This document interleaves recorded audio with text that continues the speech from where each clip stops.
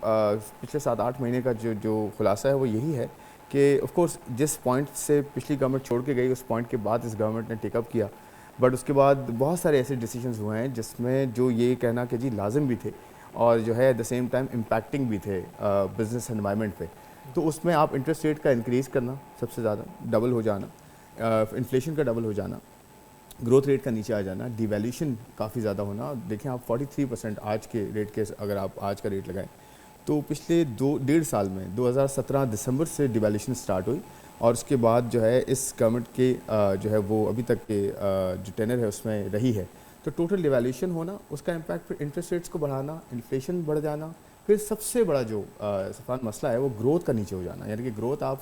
5.5% تھی، وہ ٹھیک ہے ہمیں شروع میں یہ پرابلمس دیکھنی پڑیں گی، بٹ وہ 5.5% سے نیچے آ کے 3.5-3% پہ آ جانا. تو اس کا امپیکٹ بزنسز پہ نظر بھی آ رہا ہے کیونکہ جو پروفیٹیبلٹیز ہیں کارپوریٹ سیکٹر کی وہ گرتی جا رہی ہیں. مطلب کوارٹر بھی دیکھ لیں، کوارٹر بہت زیادہ نہیں ہوگا تو ایئر آن ایئر بیسس پہ، یعنی کہ پچھلے سال سیم پیریڈ میں آپ کی جو پروفیٹیبلٹی تھی کارپوریٹ سیکٹر کی وہ ڈاؤن ہے اس سال کے مقابلے میں، اس کوارٹر کے مقابلے میں. تو یہ اوور آل جو ہے وہ